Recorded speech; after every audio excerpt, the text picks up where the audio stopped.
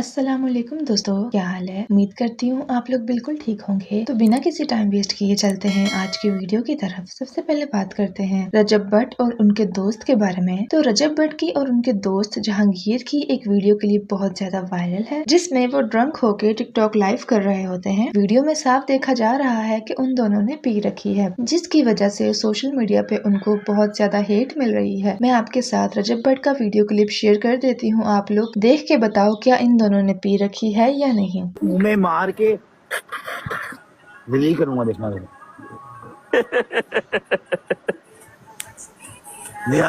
अपने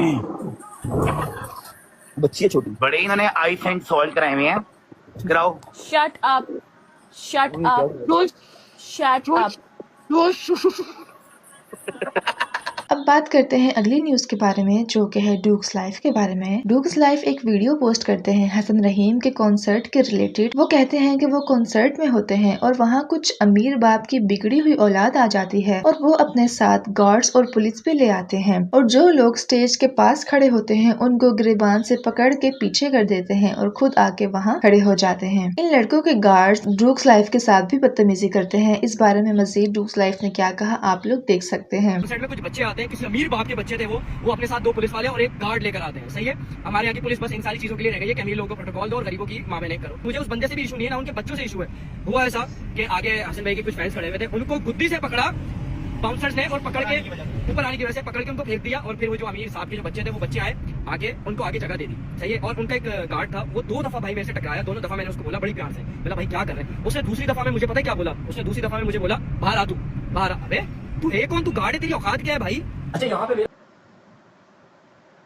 हसन रहीम से या फिर उन बच्चों से कोई इख्तिलाफ नहीं है। सही, आपके फादर ने इतना पैसा हमारी करेंगे छोटी सी चीज कॉन्सर्ट वालों से भी, और जो इनके फादर हैं देखे काइंडली गार्ड लेकर आने की इजाजत नहीं होती अंदर, और मुझे नहीं पता कि उनके पास नहीं थी। और हसन भाई आप जो प्रोटोकॉल अपनी तरफ से उनको दे रहे हैं कि स्टेज पे बुला लिए करें, लेकिन काइंडली गार्ड नहीं होने चाहिए। 2 कौड़ी के जो गली के कोने में बैठते हैं ना, ये नहीं होने चाहिए। मुझे सिर्फ उस गार्ड से सॉरी चाहिए, बाकी और कुछ भी नहीं। अब बात करते हैं अगली न्यूज के बारे में, जो कि है नसीम शाह के बारे में। आजकल नसीम शाह बहुत ज्यादा ट्रेंडिंग में चल रहे हैं। दरअसल पिछले दिनों मरियम नवाज PSL की ओपनिंग में जाती हैं और बहुत ज्यादा प्रोटोकॉल के साथ जाती हैं, जिसके ऊपर नसीम शाह अपने ट्विटर पे पोस्ट करते हैं और कहते हैं why is she being treated like a queen at Lord's. Naseem Shah की इस ट्वीट के बाद कुछ ही सेकंड में ये ट्वीट वायरल होना शुरू हो गई और एक कंट्रोवर्सी बन गई, जिसके बाद नसीम शाह की तरफ से एक और ट्वीट की जाती है जिसमें लिखा होता है कि उनका ट्विटर अकाउंट हैक हो चुका है, जिसकी वजह से उनके अकाउंट से ऐसी पोस्ट हुई। अब उनका अकाउंट प्रॉपर रिकवर हो चुका है, जिसके बाद लगता तो यही है कि शायद उनका सॉफ्टवेयर अपडेट हो चुका है। लेकिन इन सारे सिनेरियो के बाद अब न्यूज ये आ रही है कि नसीम शाह को 2 करोड़ का फाइन कर दिया गया है PCB चेयरमैन की तरफ से, क्योंकि उन्होंने मरियम नवाज के रिलेटेड वो पोस्ट की, जिसकी वजह से अब उनको फाइन भरना होगा। और सुनने में तो ये भी आ रहा है कि अब नसीम शाह को प्रॉपर बैन कर दिया जाएगा और उनका कैरियर अब खत्म होता नजर आ रहा है। इसके बाद नसीम शाह ने एक पोस्ट की ट्विटर पे, जिसमें वो कह रहे होते हैं कि वो वाकई बहुत शर्मिंदा हैं कि उनकी तरफ से ऐसी पोस्ट की गई। नसीम शाह ने कहा कि मैं पूरी जिम्मेदारी लेता हूँ कि अब आगे से मेरी तरफ से ऐसी कोई पोस्ट शेयर नहीं होगी। मैंने अब अपने अकाउंट की मेजर चेंजेस कर ली हैं। और काफी लोग ये कह रहे हैं कि नसीम शाह ने अपनी गलती मान भी ली, इसके बावजूद उसको इतना बड़ा फाइन दे देना गलत है। और दूसरी तरफ कुछ लोग नसीम शाह के खिलाफ हैं और कह रहे हैं कि जो भी हुआ सही हुआ, नसीम शाह को फाइन दे के बहुत अच्छा किया PCB ने। अब बात करते हैं अगली न्यूज के बारे में, जो कि है परोटा के बारे में। तो परोटा की तरफ से एक वीडियो शेयर की गई है जिसमें वो शाहताज खान को रोस्ट करते हैं, क्योंकि पिछले दिनों शाहताज खान एक पॉडकास्ट में जाती हैं और उनसे वहाँ पूछा जाता है कि क्या आप परोटा को जानती हैं। इस पे शाहताज खान कहती हैं कि नहीं, मैं परोटा को नहीं जानती। जिसके बाद परोटा शाहताज खान को फुली रोस्ट करते हैं और कहते हैं कि अगर आप मुझे नहीं जानती तो मेरी वीडियो पे कमेंट कैसे करती थी। आप लोग वीडियो देख सकते हैं।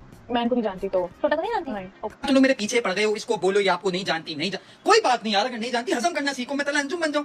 रबीका से पूछ कौन टोटा, हुसैन को पता है कौन टोटा, रुमैसा से पूछ कौन टोटा, झुक साता झुक। नहीं, मजाक कर रहा हूँ, सही बात, खैर हो गई नहीं जानती, चल सीन है। लेकिन मैंने आपको कहीं तो देखा है यार, कहाँ देखा है मैंने आपको? ओए नहीं, वो नहीं, वहां नहीं, मैंने कहा देखा है। हाँ, अरे यार मेरी रील पे कमेंट करती हैं आप, बोलने में जानती नहीं हूँ इसको, तो आप आंखें बंद करके कमेंट कर देती हैं। 1 to 1 बात कर लूं, क्या हो गया? रीच नहीं आ रही, हाइप चाहिए, नहीं दे रहा, क्योंकि जानते नहीं कौन टोटा। देखा भी है और बताएंगे भी नहीं, बड़ा शो है उनके लिए ये, जहाँ हमको दोस्त बन गए थे। खैर अपना ख्याल रखें, और कोई पूछे ना कौन प्रोटा तो बताएगा तफसील। अब बात करते हैं अगली न्यूज के बारे में, जो कि है मास सफदर के बारे में। लगता है मास सफदर का कोई लीक्ड वीडियो आने वाला है, क्योंकि इसी बारे में बात करते हैं मास सफदर और कहते हैं कि कोई उनको ब्लैकमेल कर रहा है। इसके बारे में मास अपने व्यूवर्स को पहले ही बता रहे हैं ताकि लोग पहले से अलर्ट हो जाएं। आप लोग मास का वीडियो क्लिप देख सकते हैं। तो जनाब अस्सलाम वालेकुम, कैसे हैं? ठीक ठाक है जनाब। एक पुरानी गली सड़ी एक चीज़ जो है ना वो शायद मार्केट में आए, तो हम वेट कर रहे हैं उस चीज़ का, आप भी वेट करें। पाकिस्तान का सबसे बड़ा ब्लैकमेलर जो है वो जो है पता नहीं कब डालता है, मैं तो वेट कर रहा हूँ। अगर वो नहीं डालता तो फिर मैं खुद डाल दूँगा। तो एक स्टोरी है, तो खैर फिर बाकी बातें फिर बाद में होंगी जब देखेंगे।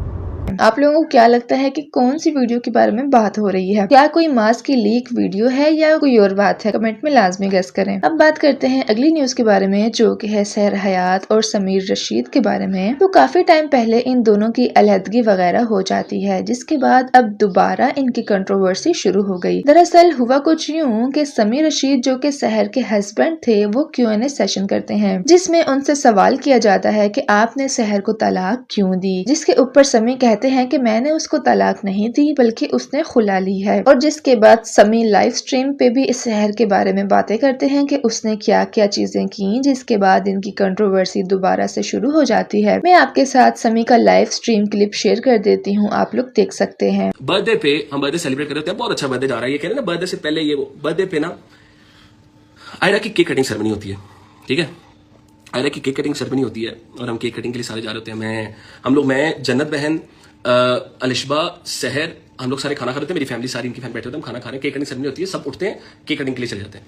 अब मेरे पेरेंट्स आ रहे हैं, इनके फादर आ रहे हैं और इनकी बहनें। मैंने सबको क्या किया, मुझे नहीं पता सोशल मीडिया पे क्या होता है यार, ठीक है। मुझे नहीं पता सोशल मीडिया क्या है कि आपने माँ बाप को इतना दुदकारना है सोशल मीडिया के लिए कि सिर्फ आप स्टेज पे केक कट कर लो और वायरल हो जाओगे, पता नहीं क्या हो जाएगा। ये सोशल मीडिया ने लोगों का दिमाग इतना खराब कर दिया है।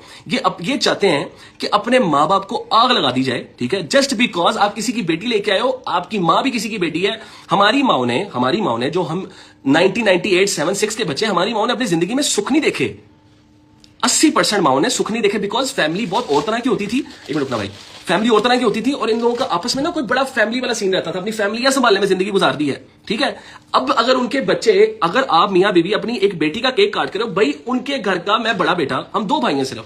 समी मेरी माँ, अगर मेरी बेटी जो उनका खून है, उसकी बर्थडे केक कटिंग पे अगर स्टेज पे आ गई है, तो इसमें क्या बड़ा तमाशा हो गया। मैंने आवाज दी, मैं कहा अम्मा अब आप स्टेज पे आ जाए। सहर के फादर को मैंने कहा पापा आप भी स्टेज पे आ जाए। बहन इफ्जा और रिमशा को मैंने कहा आप भी स्टेज पे आ जाए। मैंने अपनी फैमिली, दोनों फैमिलीज को, या तो मैंने कहा ना मेरे माँ बाप सिर्फ स्टेज पे, मैं बुरा हूं, मैं गलत हूं, मैं डेफिनेटली गलत हूं, बट अगर मैंने दोनों फैमिलीज को स्टेज पे बुला लिया और साइड पे खड़ा किया थोड़ा सा, और हम दोनों बीच में केक कट कर रहे हैं, इसमें क्या बुरी बात है। जो आप फैन पेजेस, कुछ खटिया फैन पेजेस ने स्टोरी लगा दी, समी अपनी वाइफ को बोल रहा था, उस वक्त मेरी वाइफ मुझे बोल रही थी कि भाई अपने पेरेंट्स को स्टेज से नीचे उतारो। ये आज सामने की बात है। ये मेरे कुछ दोस्त उस वक्त सामने खड़े हुए थे, इनको कहें कि आके सोशल मीडिया इन्फ्लुएंसर्स को सामने आके बताएं ये बात। और मैंने कहा यार सामने कैमरास ऑन है, मैं कैसे इन सबको नीचे उतार सकता हूँ। जिसके बाद सहर हयात भी अपनी साइड की स्टोरी शेयर करती हैं और अपनी साइड क्लियर करते हुए कुछ वीडियोस और पोस्ट शेयर करती हैं। सबसे पहले सहर पोस्ट करती हैं और कहती हैं कि हाँ मैंने तलाक ली है, क्योंकि रोज रोज ये सुनना कि दूं तुम्हें तलाक, इससे बेहतर है कि बंदा खुला ले ले। सहर ने बताया कि सहर ने अपना हक महर 2 करोड़ रुपए सेट किया था, लेकिन समी ने कहा कि इतने ज्यादा पैसे नहीं रख सकते, टैक्स वगैरह का इशू आ जाएगा, जिसको समी ने 50 लाख कर दिया। लेकिन फिर सहर ने बताया कि 3 महीने तक उससे निकाहनामा छुपाया गया। जब निकाहनामा देखा तो उस पे 5 लाख लिखा हुआ था। जब उसने समी से पूछा तो उसने कहा कि 1 0 की गलती होगी जिसकी वजह से ये हुआ। इसके अलावा सहर ने भी अपनी वीडियो में बहुत सारी चीजें बताई जिसके बेसिस पे उसने खुला ली है समी से। सहर ने बताया कि मैं कमाती थी, ये मुझसे पैसे मांगता था, मैंने मैंने गाड़ी ली जिसमें समी के सिर्फ 10 लाख रुपए इन्वेस्ट थे। इसके अलावा मैंने पूरे घर का खर्चा भी उठाया हुआ था। इसके बावजूद सहर पे हाथ उठाया गया और उसको मारा गया, जिसकी वजह से सहर ने खुला ले ली। मैं आपके साथ सहर की साइड की वीडियो भी शेयर कर देती हूँ, आप लोग देख सकते हैं और बता सकते हैं कि इन दोनों में से आपको कौन सही लगता है। करूंगी, मैंने कोई बात नहीं थी करनी, लेकिन इन्होंने बहुत ज्यादा गलत झूठ बातें करके मेरी फैमिली को, खवातून आई वो सामान उठा रही थी जल्लादों की तरह, ठीक है, मैं उस बात पे भी आती हूँ। बर्थडे भी मैंने किया, इन्होंने बस क्या किया कि ये जाके हॉल में बात की कि हम आधा थोड़ा बहुत प्रमोशन कर लेंगे, थोड़ा बहुत हम पेमेंट कर देंगे, और वो प्रमोशन भी मैंने की, उसमें भी मुझसे झूठ बोल के पेमेंट ज्यादा ली कि आगे इतनी पेमेंट मांग रहे हैं। बर्थडे भी मैंने अपनी खुद की। उसके बाद क्या होता है, बर्थडे कुछ दिन बाद मुझे पता लगता है कि मैं प्रेग्नेंट हूँ, आयरा फातिमा होने वाली है, और मुझे बस खुशखबरी आ जाती है, मैं फिर उन चीज़ों को भूल जाती हूँ। हम जिंदगी में आगे चलते चलते चलते सारी चीज़ें कट करके मैं आपको, जब मैं 8 मंथ्स प्रेग्नेंट थी तब से शुरू करती हूँ। मैं 8 मंथ्स प्रेग्नेंट थी, इन्होंने कलमा पढ़ा कि मैंने सहर पे कभी हाथ नहीं उठाया, मैंने सहर को कभी गालियाँ नहीं दी। मैं बहुत शर्मिंदा हूँ कि मुझे बार बार कलमा पढ़ के मुझे लोगों को यकीन दिलाना पड़ रहा है। यहाँ पे औरत को ही गलत कहा जाता है। ला इलाहा इल्लल्लाह मोहम्मद रसूलुल्लाह, पंचतन पाक को हाजिर नाजिर जानते, अल्लाह मेरा गवाह है। मैं 8 महीने प्रेग्नेंट थी, समी ने तब मुझ पे हाथ उठाया था। उसके बाद जिस दिन मैं समी को छोड़ के आई उस दिन समी ने मुझ पे हाथ उठाया। मैंने कहती समी मुझे सारी जिंदगी मारता रहा, लाशें डालते रहे, मैं कोई बात नहीं करी।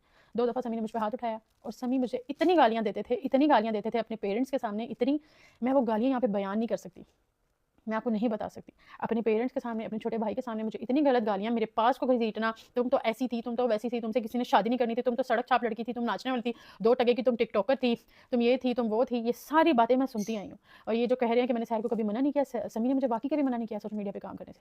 समी ने मुझे पुश किया सोशल मीडिया पे काम करो। क्यों पुश किया है? क्योंकि जब मैं कमाती थी आधा समी लेते थे। समी ने अगर मेरे साथ व्लॉग्स किए, समी ने व्लॉग्स के आधे पैसे मुझसे लिए। समी मुझे कहते थे तुम फ्लॉप लड़की हो, तुम फ्लॉप हो जिससे मैंने शादी कर ली है, फलां को देखो अपने शौहर को गाड़ी गिफ्ट किया, फलां को देखो अपने शौहर को ये गिफ्ट किया, तुमने मुझे क्या दिया। ये ताने सुनती थी मैं मेंटली सिक हो चुकी थी, मुझे पैनिक अटैक्स आते थे। पैनिक अटैक्स इतने बुरे आते थे कि समी मुझे अपने भाई को कहता था, समी सॉरी मैं बोलते हुए घबरा रही हूँ, क्योंकि मेरे साथ जब ये चीज़ें हुई है ना, तो जब बंदा बता रहा होता है ना, तो वो दोबारा उसमें वो चीज़ें उसको याद आती हैं। जब मुझे पैनिक अटैक्स आते थे तो समी बोलता था इसकी वीडियो बनाओ, इसको वायरल करेंगे, ये पागल है, इसको वायरल करेंगे। इन्होंने मुझे टॉर्चर कर दिया था, मैं पागल हो गई थी। मैं 3 साल रही हूँ, 3 साल में ये लोग अच्छे भी रहे हैं, समी शुरू में बहुत अच्छे रहे हैं, बहुत, लेकिन शुरू में 2-3 महीने बस। इसके बाद समी ने मुझे इतना जलील किया, मैं अपनी पूरी लाइफ में कभी इतनी जलील नहीं हुई, सच बताऊंगी। ये अपने पेरेंट्स के सामने मुझे इतनी गंदी गालियां देते थे, मेरे पास को घसीटते थे, हमारी कुछ पर्सनल बातें अपने पेरेंट्स के सामने करते थे जो कि नामुनासिब लगती थी मुझे। मेरे पेरेंट्स को गालियां देते थे, मेरे घर वालों को गालियां देते थे, तेरे घर वाले तू तड़ा करके बात करते थे, कभी आप करके बात नहीं करते थे, तू तड़ा करके बात करते थे, सिर्फ सोशल मीडिया पे आप होता था। ये जब मुझे बहुत ज़्यादा उनके सामने जलील करने लगे तो मैंने इनको कहना शुरू कर दिया, मुझे अलग रख लें। मैं बहुत ज़्यादा मजबूर हो गई थी, मुझे अलग रख लें, हमारी बच्ची है, मुझे आप अगर अलग रखेंगे तो आप मुझे जलील भी करेंगे तो मुझे इतना फील नहीं होगा। मुझे जब किसी के सामने, अपने पेरेंट्स के सामने, अपने भाई के सामने मुझे गंदी गंदी गालियाँ देते हैं, मैं वो गालियाँ यहाँ पे बयान नहीं कर सकती क्योंकि वो मेरी ज़ात के लिए होती थी गालियाँ।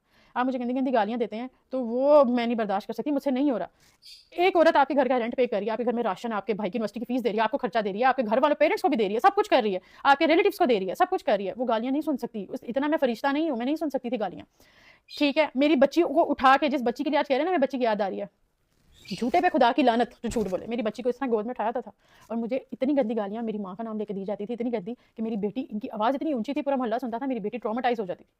मैं ऐसे करके बैठी, अच्छा मेरी कुछ नहीं कहती, मेरी बेटी दे दो, मेरी बेटी दे दो, मैं इस तरह लिटरली इनके सामने बैठी हूँ, मेरी बेटी एक दफ़ा मुझे पकड़ा दें, मेरी बेटी पकड़ा दें। मुझे कहते थे एक शर्ट पे, इन्होंने मुझे कहा मैं तुम्हें एक शर्ट पे जो है अलग रख लूँगा। ये बात मुझे बताते हुए मुझे रोना भी आ रहा है, लेकिन मैं रोऊंगी नहीं, मैं सिंपैथी लेने किसी की भी नहीं आई कि मैं रोऊँ, मुझे सिंपैथी मिले, लेकिन मेरा अल्लाह गवाह है, मेरे अल्लाह की अदालत में जब ये बातें रखूंगी ना मैं, तब मैं इन सबको पकड़ूंगी जितने सब सच्चे बने में, बहुत अच्छे बने में। इन्होंने मुझे कहा सबके सामने, मेरे पेरेंट्स के सामने, अच्छा तुम्हें अलग रखना, ठीक है, एक शर्त पे रखूंगा, मेरे पैर का अंगूठा अपने मुंह में डाल के 20 मिनट बैठी रहो सहर, मैं तुम्हें अलग रख लूंगा। आप यकीन करें, मेरी अगली बात पता क्या थी? मेरी अगली बात ये थी, अल्लाह की कसम खाया मुझे अलग रख लेंगे, मैं डाल लूंगी अंगूठा।